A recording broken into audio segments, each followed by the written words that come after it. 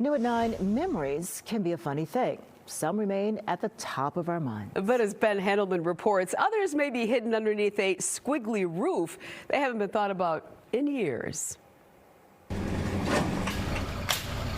Take one look in any direction.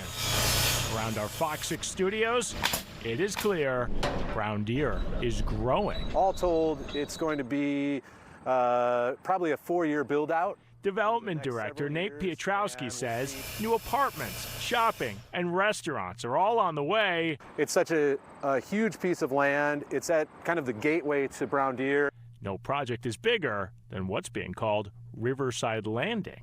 As crews demolish what was once here, and I said to my husband, oh my God, I have to stop and get a picture of that. Something unexpected has happened. And I thought, I haven't thought of that place in years.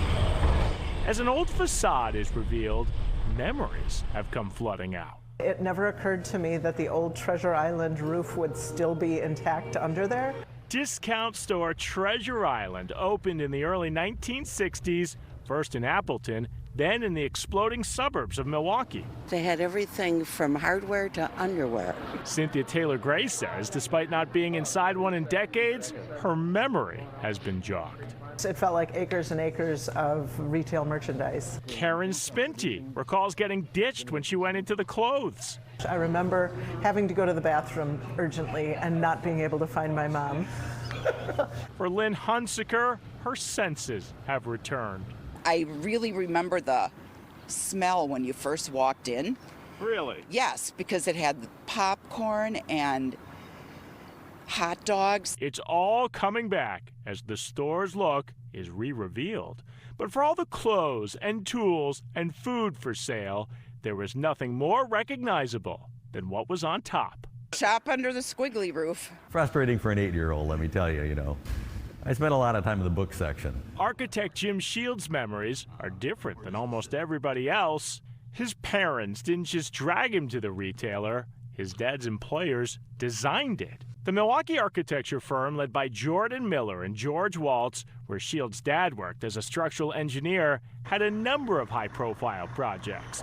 From Milwaukee's airport terminal to the downtown post office, it was the firm's decision to go with an untraditional wavy roof for a retailer that may go down as their biggest hit.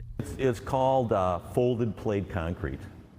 Normally, concrete is envisioned as a flat slab or a plate, but in this circumstance, they could fold it up and down, and that gave it long span capability. Branded as the squiggly roof, the design allowed Treasure Island's massive stores to have fewer beams, leading to a wide open floor space. So this is an almost entirely column-free building. Just every 70 feet you'd have a column. The shape was so unmistakable, the roof was seen in nearly every ad. All under the squiggly roof. That was their trademark. Marissa Howard works with the DeKalb History Center near Atlanta. She notes that Milwaukee design was soon being exported to places like her neck of the woods. They were absolutely massive. They were like over 200,000 square feet, which to put in perspective is bigger than a Costco. Known as the Treasury in some states, by the late 70s, the retailers started to struggle through a recession. They were too big and there's too much competition. By the 1980s, Treasure Island's run was over. Stores closed, other retailers moved in, and those famous squiggly roofs went away.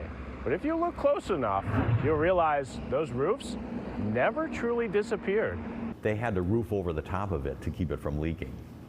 And so it was really hidden away. You couldn't even see the folded plate from an airplane. From Appleton to West Dallas and Brookfield, a peek behind the buildings reveal the squiggly roofs have been there all along. In Brown Deer, this roof's days are finally numbered. It's full circle. It definitely is. A new retailer is set to break ground, one that also got its start in the 60s. I think the new target will be successful. Out with the old, in with the new, but those memories aren't as easy to get rid of. Ben Handelman, Fox 6 News.